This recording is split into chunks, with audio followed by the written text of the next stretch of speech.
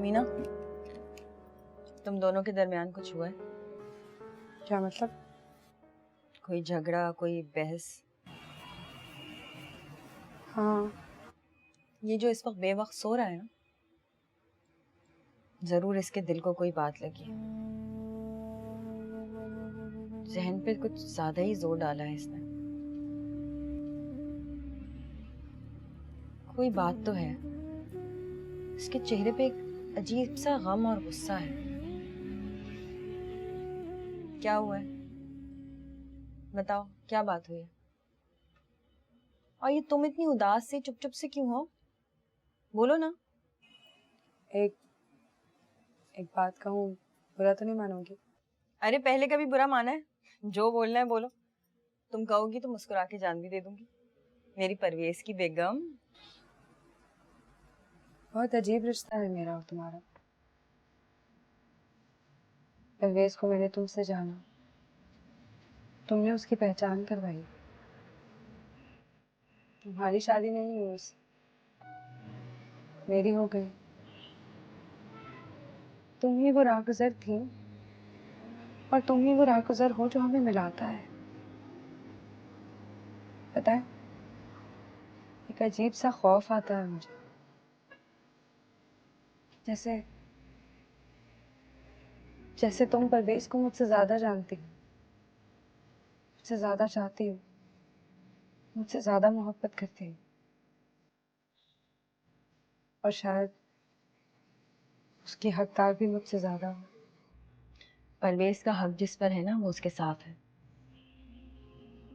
और तुम दोनों के बीच में तो सबसे ज्यादा मजबूत रिश्ता है तुम दोनों की औलाद का, है ना?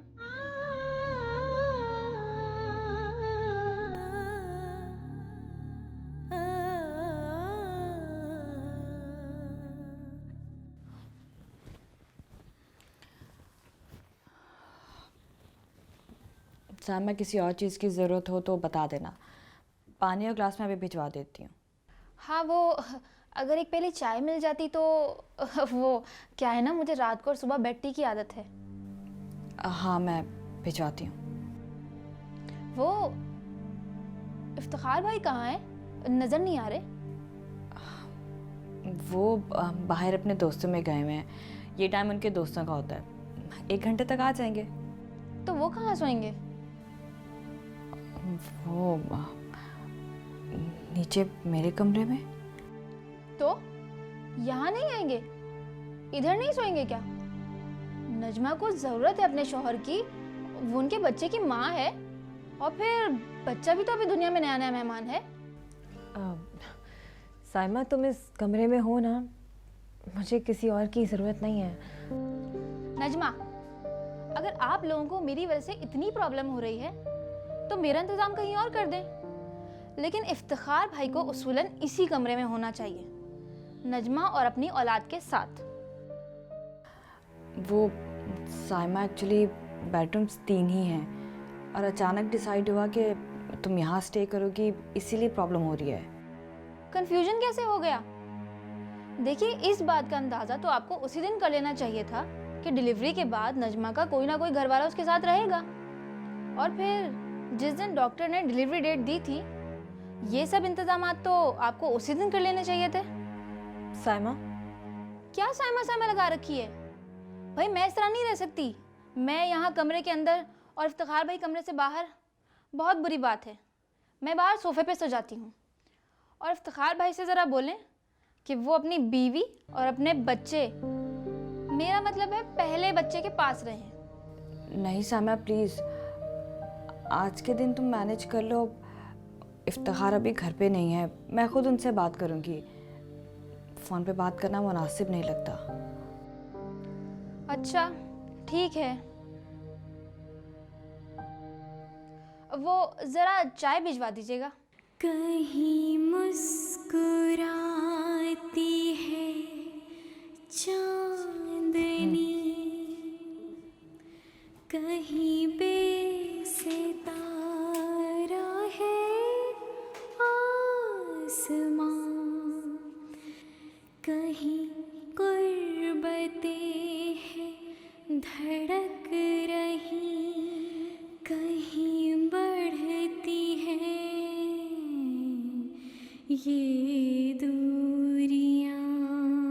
भाई साहब बात है, मुझे कुछ समझ में नहीं आया। ये लोग कितनी बड़ी तादाद में आए थे, 4-5 दफा सब कुछ खिला दिया पिला दिया।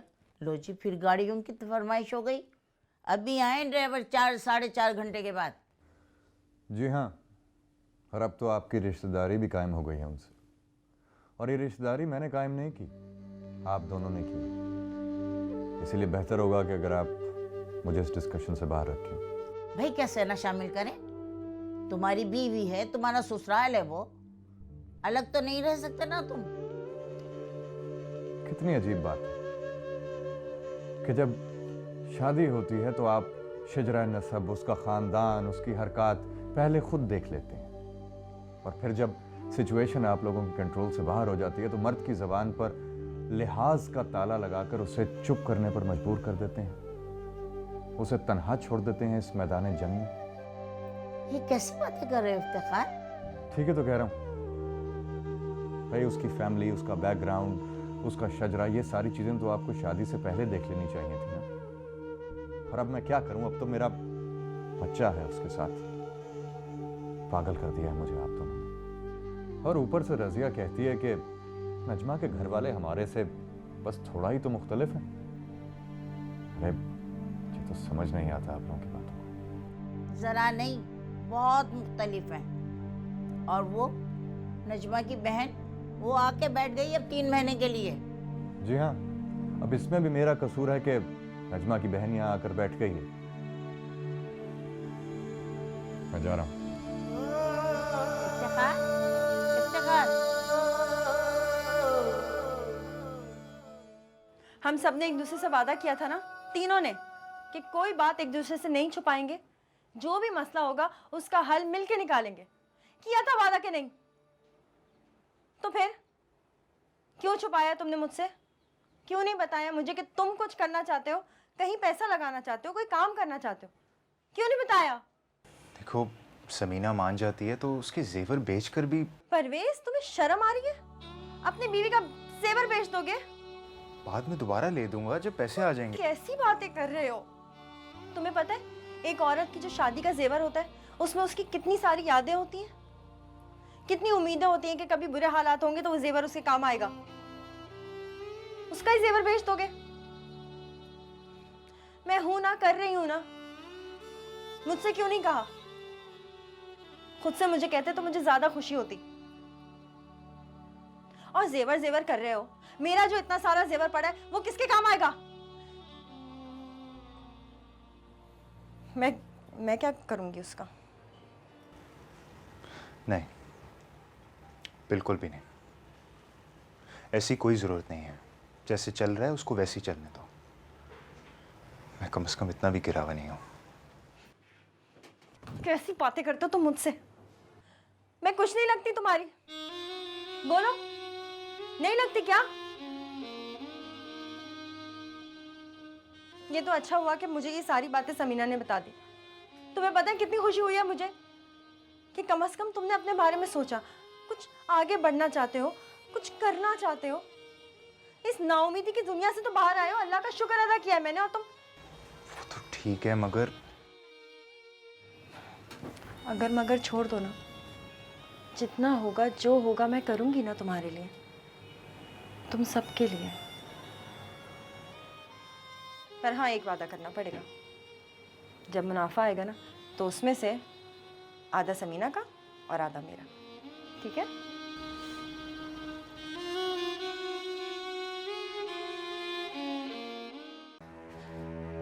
साइमा, ये क्या हरकत थी? तुम रजिया आपी से किस तरह से बात कर रही थी? हाँ बोलो। चुप, बिल्कुल चुप। एक बात तुम कान खोलकर सुन लो। तुमने इस घर को औलाद दी है, और वो भी लड़का। तुम्हारी सास को पोता मिला है, पोता। तुम्हारी एक हैसियत है इस घर में।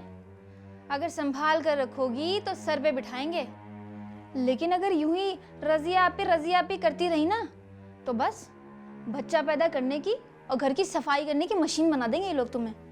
फिर आएगी याद तुम्हें साइमा और उसकी बातें। हाँ।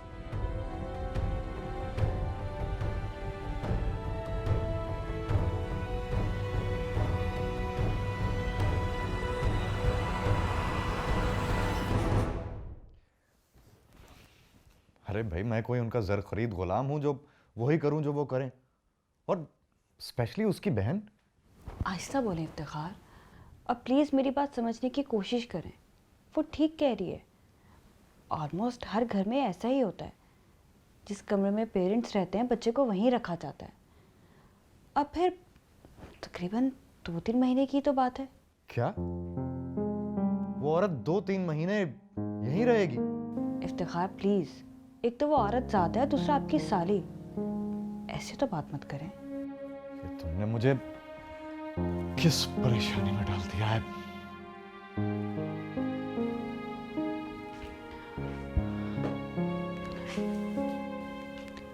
इस घर को हमें औलाद की ज़रूरत थी।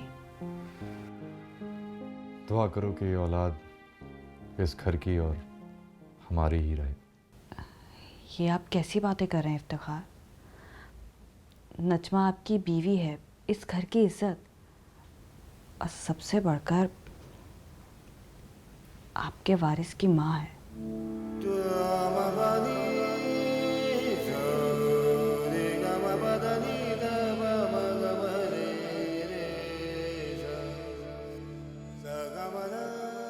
देखो नजमा, मैं तुम्हें एक बहुत अच्छी और सुलझी हुई लड़की समझता था, लेकिन ये जो सारी सिचुएशन हमारे घर में क्रिएट हुई है, इसमें तुमसे ज़्यादा तुम्हारे रिश्तेदारों बल्कि तुम्हारी बहन का हाथ है। देखिए इफ्तिखार, ऐसी कोई बात नहीं है, आपको शायद कोई गलतफहमी हुई है। मुझे गलतफहमी नहीं, मुझे डिसअपॉइंटमेंट हुई है। तुम अच्छी तरह जानती हो कि मैं ये शादी नहीं करना चाहता था, और शादी के बाद भी मुझे काफ़ी वक्त लगा ये एक्सेप्ट करने के लिए कि तुम एक घर बनाने वाली और ख़ानदान को रिस्पेक्ट करने वाली लड़की हो। और फिर हमारे यहाँ औलाद हुई, और उसके बाद तुम्हारे रिश्तेदारों का आना जाना, बल्कि कुछ ज़्यादा ही आना जाना, ये सब कुछ बहुत डिस्टर्बिंग है नजमा। देखिए इफ्तिखार, मैं आपसे कह रही हूँ ना कि ऐसी कोई बात नहीं है। हाँ ठीक है, अगर आपको साइमा का इस घर में रहने पे कोई एतराज़ है तो मैं उसे आज ही इस घर से जाने का कह देती हूँ, मगर मैं तो सिर्फ इतना चाह रही थी कि मेरे रिश्तेदार इस घर में कुछ दिन रह जाते, तो क्या बुराई थी इसमें? मुझे तुम्हारे रिश्तेदारों से कोई प्रॉब्लम नहीं है। मैं सिर्फ ये चाहता हूँ कि वो हमारे घर की डिसीजन मेकिंग का हिस्सा बनने की कोशिश ना करें। ठीक है, मैं आज ही साइमा को इस घर से जाने का कह देती हूँ। देखो, मैं ये नहीं कह रहा, मैं सिर्फ इतना कहना चाह रहा हूँ कि उसे कहो कि अपने काम से काम रखे।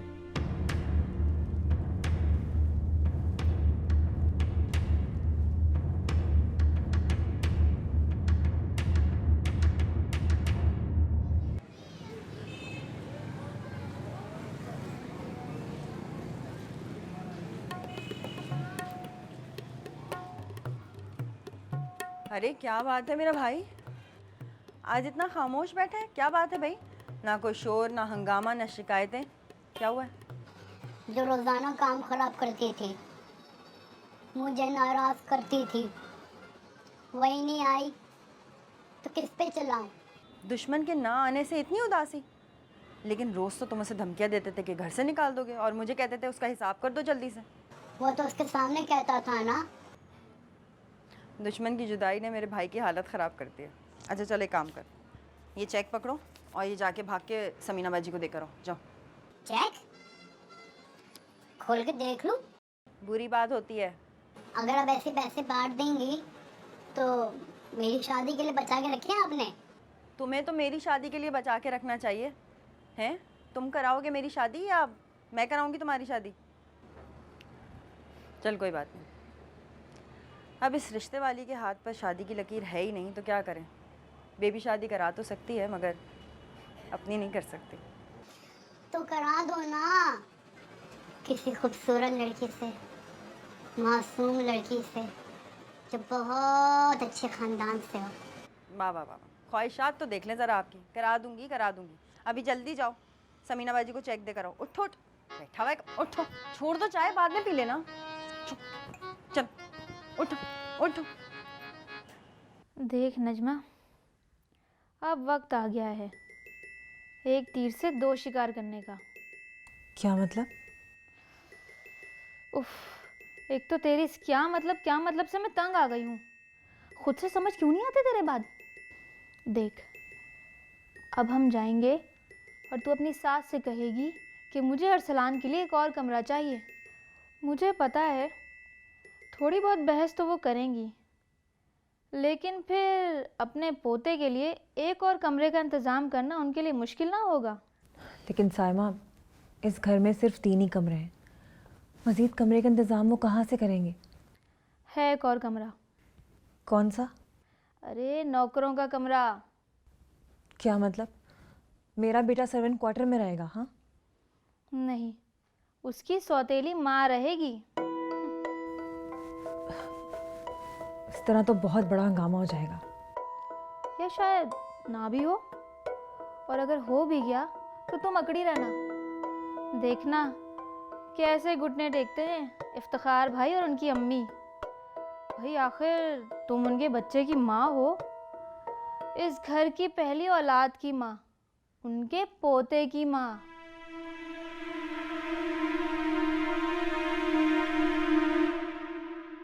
ये कैसी बातें कर रही हो नजमा? ये अपना कमरा तुम्हें क्यों दे? इस घर में सिर्फ 3 बेडरूम हैं और ये कहाँ जाएगी? तुम चुप करो। वो छोटा कमरा है ना, आप उसको ज़रा ठीक ठाक करा लें। छोटा कमरा? कौन सा छोटा कमरा? नौकरों के पास जो कमरा है वो। और मुझे इसका घर हंसता बसता आबाद देखना है। अच्छा, तुम्हें कितने दिन हुए यहाँ आए हुए? यही कोई 3 हफ्ते हो गए यहाँ रहते हुए। बहन का घर तो आबाद कर रही हो, तुम्हारे अपने घर का क्या हाल है? अम्मी अब्बू वो तो बिल्कुल ठीक है, अल्हम्दुलिल्लाह, मेरी रोज़ बात होती है उनसे। मैं तुम्हारी अम्मी अब्बू की बात नहीं कर रही हूँ, मैं तुम्हारे घर की बात कर रही हूँ। मियाँ वाली हो ना तुम? मियाँ वाली शहर की बात नहीं कर रही हूँ, तुम्हारे शौहर की बात कर रही हूँ। शौहर वाली हो ना तुम, तो उसका घर क्यों नहीं बसाती हो जाकर? यहाँ बहन का घर बसाओगी तो तुम्हारे घर को आबाद कौन करेगा? उसको कौन सही करेगा? ये मेहनत अपने शौहर के यहाँ करोगी तो अच्छा लगेगा। मुझे ये बात आप लोगों से करनी ही नहीं चाहिए थी। ये बात तो अब इफ्तिखार भाई से ही होगी। आप लोगों को इतना एहसास नहीं कि ये आपके पोते की माँ है, इस खानदान के वारिस की माँ। इसने इस खानदान को एक उम्मीद दी, वारिस दिया। इस खानदान को नहीं बल्कि आपको एक पोता दिया, और आप? इसने दिया है ना, तुमने तो नहीं दिया।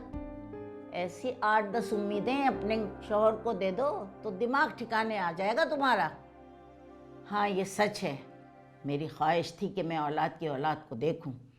दूसरी शादी इफ्तिखार की मैंने नहीं कराई, इसने कराई है अपने शौहर की। इसने कुर्बानी दी है अपने सुहाग की इस घर को औलाद देने के लिए। बेशक इफ्तिखार इसके एहसान को भूल जाए, लेकिन मैं कभी नहीं भूलूंगी इसके एहसान को। तो ठीक है, अब ये बात हम इफ्तिखार भाई से ही करेंगे। चलो नजमा।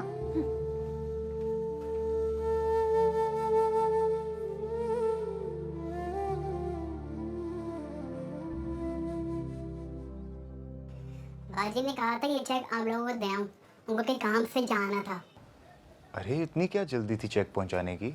जल्दी थी ना, क्यों?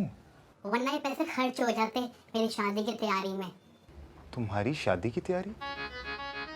तुम्हारी शादी की तैयारी हो रही है? मुझे किसी ने बताया तक नहीं। शादी नहीं हो रही, सिर्फ तैयारी हो रही है। लड़की देख ली क्या?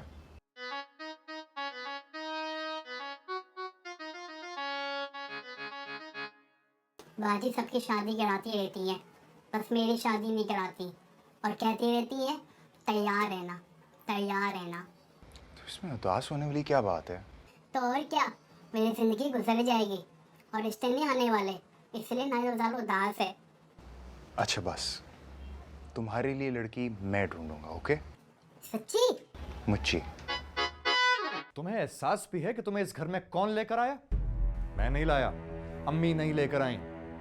ये लेकर आई ये जो मेरी पहली बीवी है। और एक बात गौर से सुनो, ये शादी मैंने सिर्फ इसके कहने पर की है, और सिर्फ औलाद के लिए। देख लिया तुमने क्या कहती थी मैं तुमसे? हाँ, सही कहती है। जो कुछ तुम करती हो वो यही कहती है तुम्हें। जो बेसकूनी इस घर में आई है वो सिर्फ बच्चा होने के बाद इसके आने से। नजमा के आने के बाद जिंदगी में जो तब्दीली आ गई थी उसको मैंने नहीं संभाला, रजिया ने संभाला। अरे पूरी जिंदगी नॉर्मल हो गई थी, हर चीज अपने ट्रैक पर थी, और बकौल इसके इसने हमारे खानदान पर एहसान किया, मुझे औलाद दी, एक बेटा दिया। इफ्तिखार भाई, आप तो ऐसे कह रहे हैं जैसे औलाद नहीं कोई परेशानी दे दी हो। एक तो तुम बहुत तेज और शातिर औरत हो, दूसरा ये कि औलाद देना अल्लाह की जात पे है, जिसको चाहे दे, जिसको चाहे ना दे। मैं एक गुनाहगार आदमी सिर्फ इतना जानता हूं कि अल्लाह ताला अपने उन्हीं बंदों को इम्तिहान में डालता है, अपनी नेमतों से महरूम करता है जिससे वो मोहब्बत करता है। तुमने रजिया का बहुत दिल दुखाया है अपने रवैये से, और ये मैं हरगिज़ बर्दाश्त नहीं करूंगा। इसलिए तो मैं कह रहा हूं बहुत एहतराम से कि इस घर से फौरन चली जाओ। क्या आप मेरी बेइज्जती कर रहे हैं? मैंने जो कहना था कह दिया, अब मजीद वक्त ज़ाया मत करो मेरा और निकल जाओ इस घर से। तो ठीक है, फिर नजमा और उसकी औलाद भी मेरे साथ जाएगी। इफ्तिखार नहीं, छोड़े, कोई मसला नहीं है, इतनी बड़ी बात नहीं है, मगर रज़िया अब तुम एक लफ्ज़ नहीं बोलोगी। अरे अच्छी खासी जिंदगी तो गुजर रही थी हमारी, लाखों से नहीं तो कम से कम हजारों लोगों से तो बेहतर थे हम। क्या हुआ अगर अल्लाह ताला ने हमें औलाद नहीं दी, किसी को गोद ले लेते हम। तुमने तो अपनी पूरी जिंदगी ज़ाया कर दी मेरे लिए और मेरी औलाद के लिए। वो मेरी भी तो औलाद है इफ्तिखार, बेशक मेरा जिस्म उससे नहीं जुड़ा हुआ, लेकिन वो मेरी रूह से तो जुड़ा हुआ है। बात सुने रजिया, उस बच्चे की रूह, उसका जिस्म और उसकी ज़ात सिर्फ और सिर्फ उसकी माँ के साथ जुड़ी हुई है। उस माँ की जिसकी ना इस घर में कोई इज्जत है ना हैसियत। चलो नजमा। नहीं नजमा, मत जाओ। ना अब इस घर में नजमा रुकेगी ना उसका बच्चा। एक मिनट। नजमा अगर चाहे तो इस घर में रहे, और अगर ना रहना चाहे तो शौक से चली जाए, लेकिन जिस बच्चे की बात तुम दोनों कर रहे हो वो बच्चा मेरा है, और खबरदार इसको यहां से कोई लेकर गया, वरना जो इज्जत अब तक दी है उसका एक हिस्सा भी नजर नहीं आएगा तुम्हें। अच्छा तो ठीक है, हम बच्चा फिर दूसरी तरीके से हासिल कर लेंगे। जाओ, जिस तरह हासिल कर सकते हो कर लो, लेकिन तुम्हारा वजूद अब मैं एक सेकंड भी मजीद बर्दाश्त नहीं करूंगा। चलो नजमा। नजमा प्लीज, ये सिर्फ मेरा घर नहीं है, हम सबका घर है, तुम्हारा भी घर है, प्लीज मत जाओ।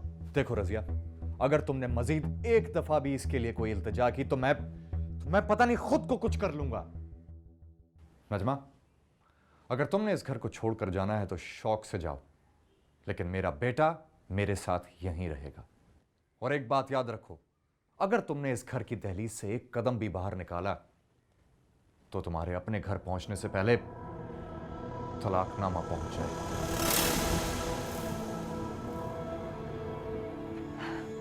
ऐसा मत कीजिए प्लीज, मेरी जिंदगी बर्बाद मत कीजिए, मैं आपके आगे हाथ जोड़ती।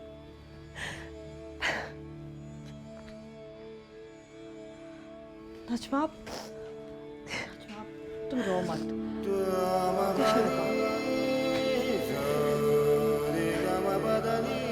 तुम यहाँ बैठो, मत रो, कुछ नहीं होगा, संभालो।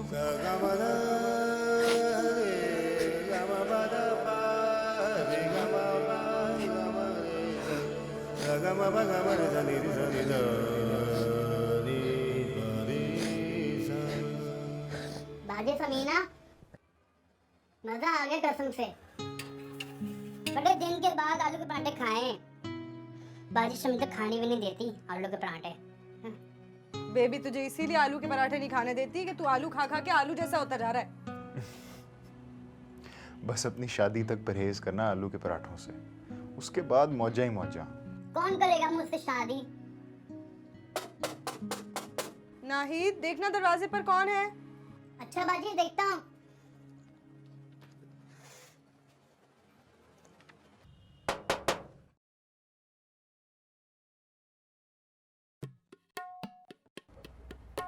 अस्सलाम वालेकुम, मेरा नाम तनवीर है। हम आपके पड़ोस में नए आए हैं, क्या एक पानी की बोतल मिल सकती है? मेरा नाम नाहिद अफजाल है। तेरी रब ने बना दी डोरी, तेरी अपने बना दे जोड़ी कहाँ तर या ना तर यारा, ओ यारा ये बोले जोगी का एक तारा।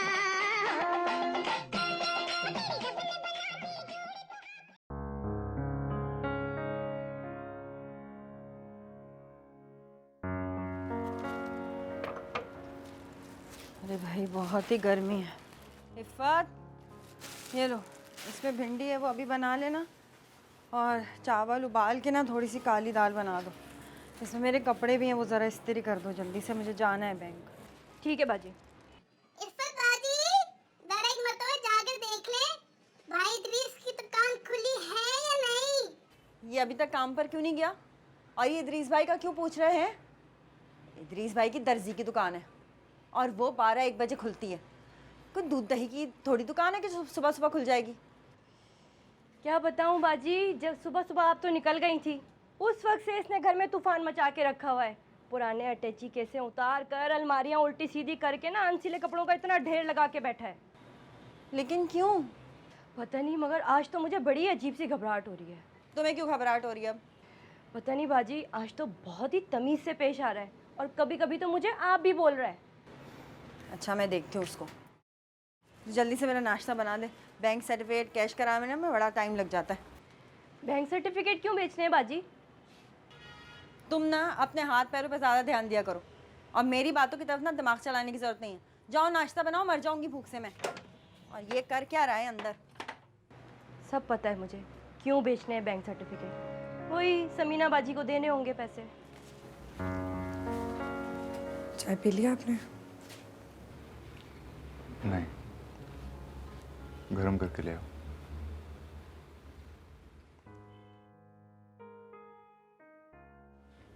मुझे पता है तुम इतनी चुप चुप क्यों हो। रात को तुम टहल रही थी, मुझे भी नींद नहीं आ रही थी। सोच रहा था कि बेबी का पैसा मैं कारोबार में लगाऊं या ना लगाऊं। एक तो इतने एहसानात हैं उसके हम पर, ऊपर से वो 1.5 लाख रुपए। मैं तो बेबी से आंखें मिलाते हुए भी झिझकती हूँ। हमारे कहने पर शायद उसने अपनी तमाम जमा पूंजी हमारे हवाले कर दी है। तो वापस कर देते हैं।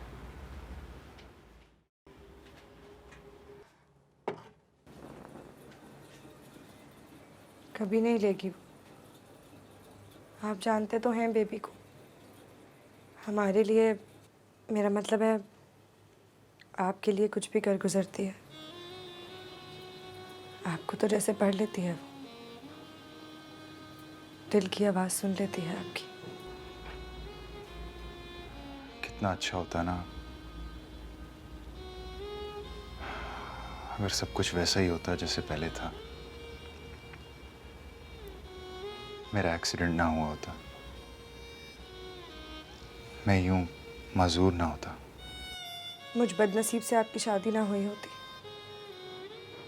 बेबी और आपका रिश्ता ना टूटता। इधर आओ, बैठो मेरे पास।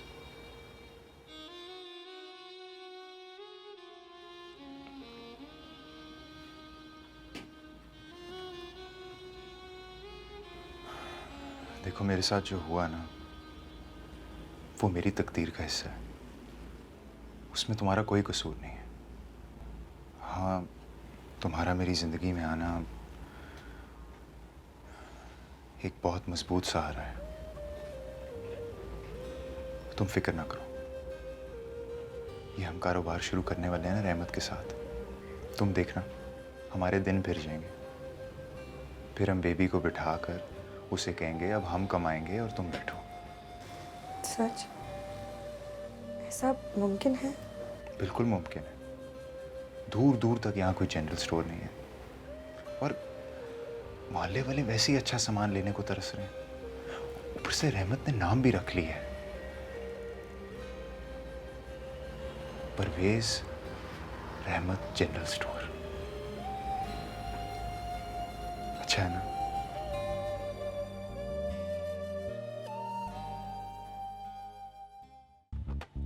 अरे नाहिद, खैरियत तो है? ये सब कुछ क्या हो रहा है?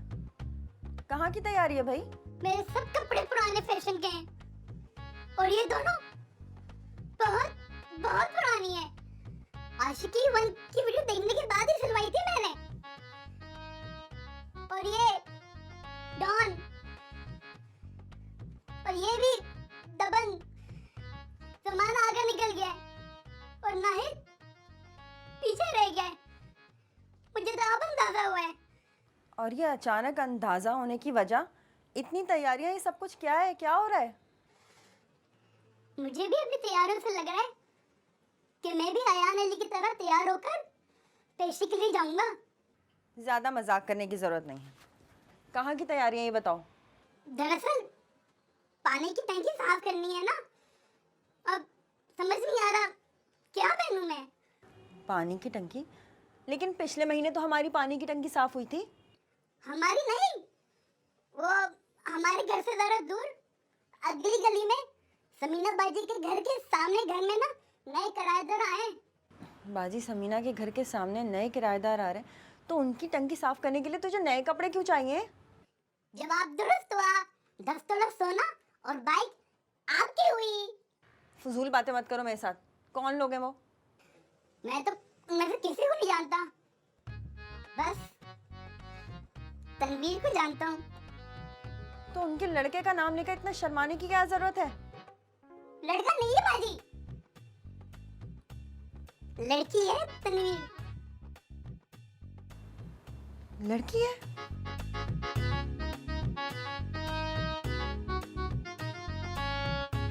इफ़त, इफ़त, मैं ना बैंक जा रही हूँ, ज़रा बिजली का बिल निकाल दे। पता नहीं क्या अजाब है, बिल जमा कराए जाओ, ना बिजली नज़र आती है ना गैस आती है। हल्की हल्की गैस आती है और बिजली तो बस आती ही नहीं है। बिल वगैरह तो मैं देती हूँ आपको। आप ना आते हुए एक ताज़ा हरे पुदीने की गड्डी ले आइएगा। वो क्यों? वो दाल चावल के साथ हरी चटनी बनाऊंगी ना, मज़ा ही आ जाएगा। तुझे भी बस चटनी की याद अभी दिलानी थी, मुंह में पानी आ गया। फ़ोन बज रहा है मेरा। हेलो, अस्सलाम वालेकुम वरहमतुल्लाह। वालेकुम सलाम। जी फरमाइए। वालेकुम सलाम वरहमतुल्लाहि व बरकातहू। ये कहें, आप मुसलमान हैं ना? हैं? जी। देखिए, एक मुसलमान का दूसरे मुसलमान को सलाम करना एक दुआ है। अगर मैंने आपको सलाम करते हुए कहा अस्सलाम वालेकुम वरहमतुल्लाहि व बरकातहू, तो आप भी यही कहेंगे, वालेकुमुस्सलाम वरहमतुल्लाहि व बरकातहू। जी? जी क्या? मतलब वालेकुम अस्सलाम वरहमतुल्लाहि व बरकातहू। अब ठीक है। मेरा नाम मेहरुन्निसा है और आपका नंबर मुझे मेरी दोस्त सफिया हमदानी ने दिया। आपने उनकी बेटियों का रिश्ता करवाया था। जी जी जी बिल्कुल, फरमाइए। जी वो मैंने भी, मेरा मतलब है कि मैंने भी रिश्ते की बात करनी है।